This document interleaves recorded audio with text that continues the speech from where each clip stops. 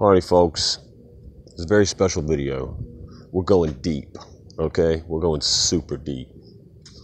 And you gotta hang with me, alright?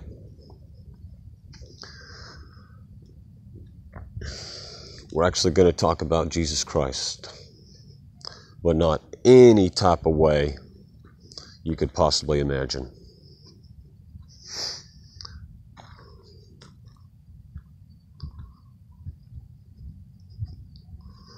Just gotta wait a little while longer. Alright, I think that's good. Just had to wait for some people to get dumped off because I said the J word. God, I don't want no colorist in my videos. If you don't like the resonation of the word Jesus Christ, you can suck my dick. Jesus Christ went to his disciples, called them each by name. Okay, now let's examine one of his disciples and just a few situations that Jesus Christ had with this particular disciple. Because this disciple and the interactions which Jesus had with this disciple is actually going to help us understand both Satan and will also help us understand Asmodeus, as well as the concept of reincarnation. Now, what does Jesus Christ and the the disciple Peter, have to do with Asmodeus or Satan or reincarnation?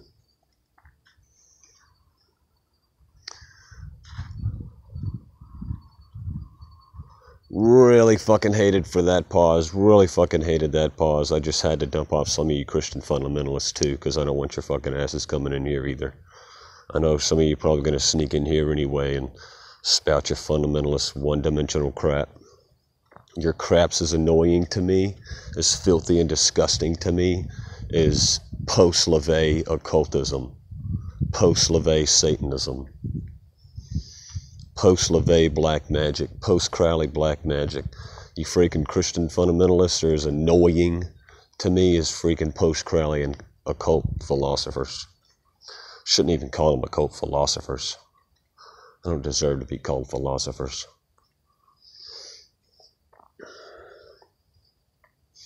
But here's the thing.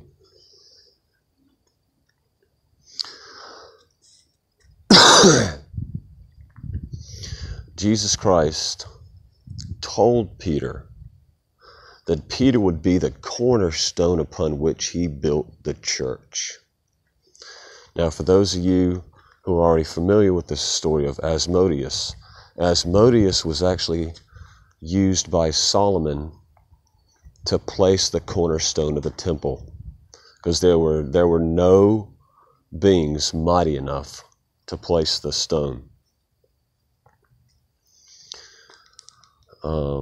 So King Solomon, with the power of the divine ring that he got from the angel, he had Asmodeus place the cornerstone of the temple. And later, Jesus Christ tells Peter, you will be the cornerstone of the church. Now, was Peter Jewish?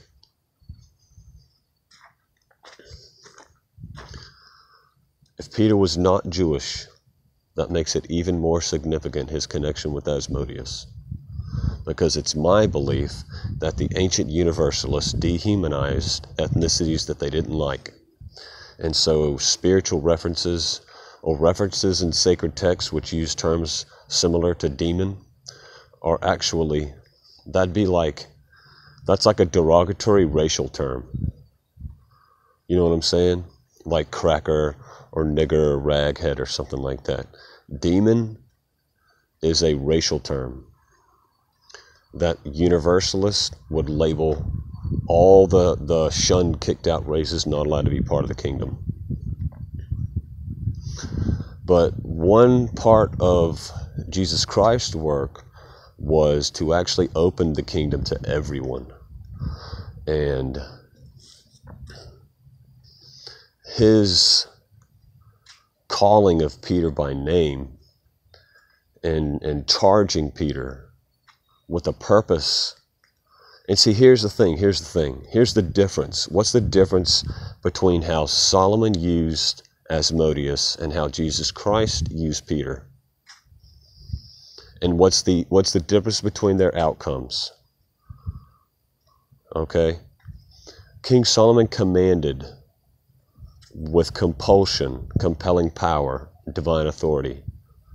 Compelled Asmodeus, commanded Asmodeus. Whereas when Jesus Christ appeared,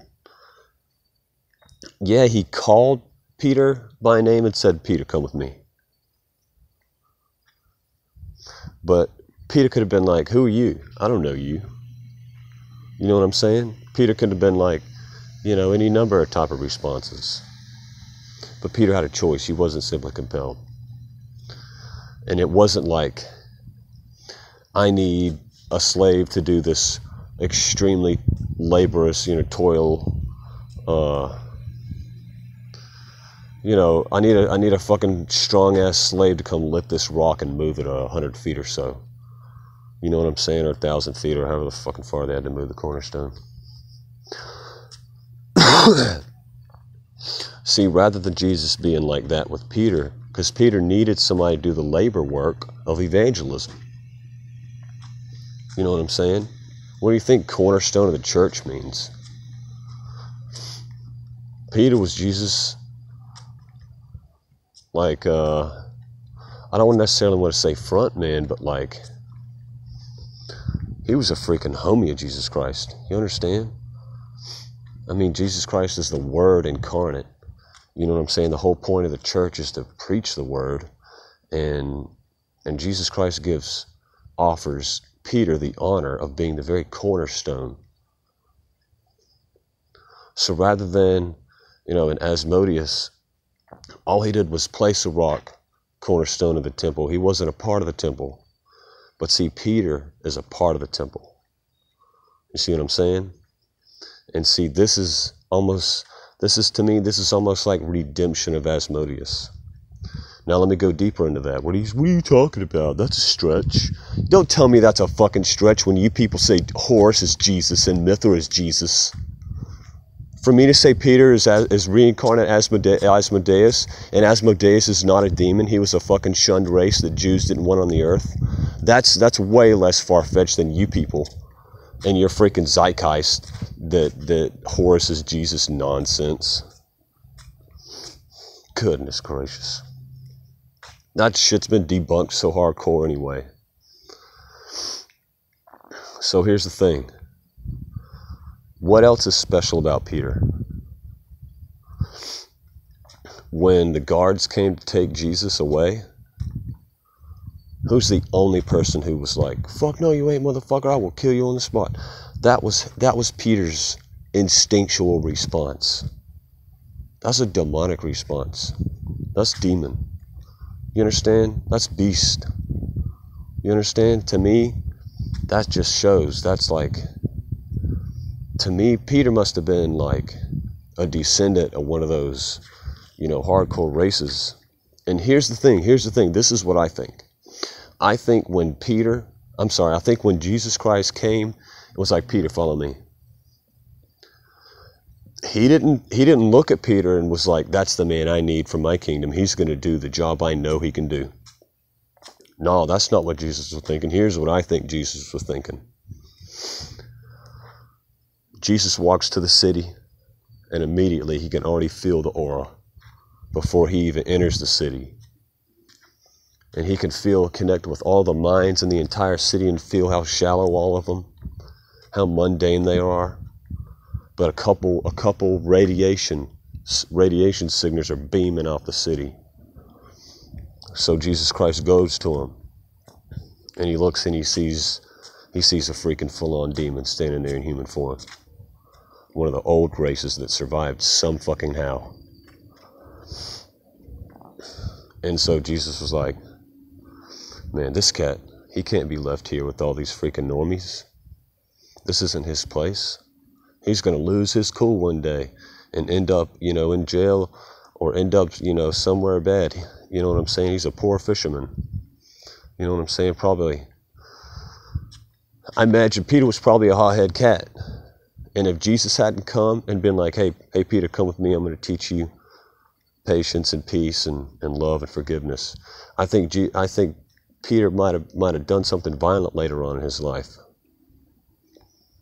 And how do I justify that? Because he was the only one who stood up for Jesus and was willing to kill the motherfuckers came to take Jesus away.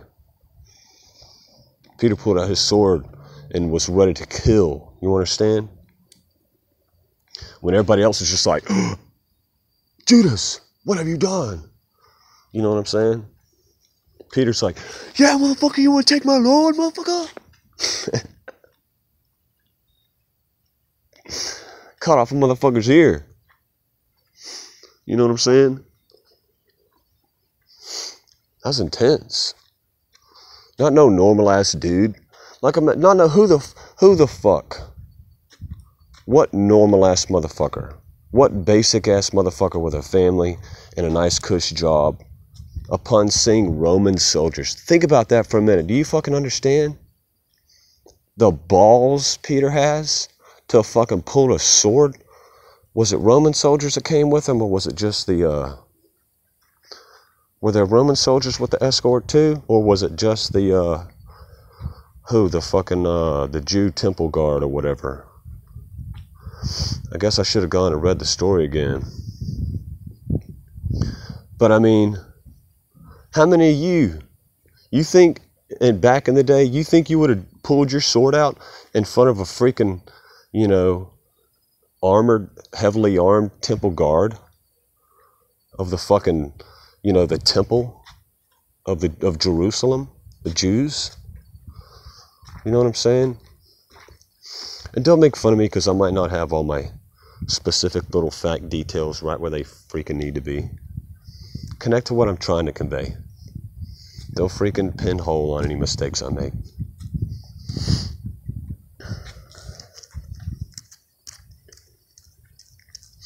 Peter has freaking balls. I would go so far as to say Peter has inhuman balls. Peter has demon balls. Peter pulled a sword out on armed guards. You understand? Peter was willing to die a gruesome ass death of being impaled by spears and have his head chopped in half with freaking swords. Peter freaking risked that. Like these days, you just get shot. You know what I'm saying? Get shot in the head. You get shot, you die relatively quickly. Imagine fucking getting stabbed and bleeding out, or getting stabbed and then thrown in a cell, and then your wound freaking getting infected, and then you take a long ass time to die, and it's fucking miserable as hell. You know what I'm saying? Peter freaking risked all that at the drop of a pin. You know what I'm saying? Pin drop. Peter's ready to freaking go right now. That ain't no human. That ain't no normal shit. I think Peter was a reincarnation of Asmodeus. And I'm going to tell you something else too. How else do I justify that? Because Jesus Christ himself directly called Peter Satan. When Jesus, hey, I got to go soon, you guys. Peter was like, hey, but Jesus, can't there be another way? Jesus got pissed as hell. Jesus got furious. Get thee behind me, Satan. And he said that to Peter. That's like his best friend, the very man who he said would be the cornerstone of his church, he called Satan. Think about that for a minute. Jesus Christ said that Peter was going to be the cornerstone of his church. Then he turns around and calls Peter Satan? Or suggests that Satan is within Peter at any given moment, at that moment or another moment? Jesus Christ is literally speaking to Satan through Peter? Think about that. Why would Jesus Christ call him Satan in that moment? Because I think it makes sense. Because the story of Peter reflects the story of Asmodeus. Anyway, going to close this out.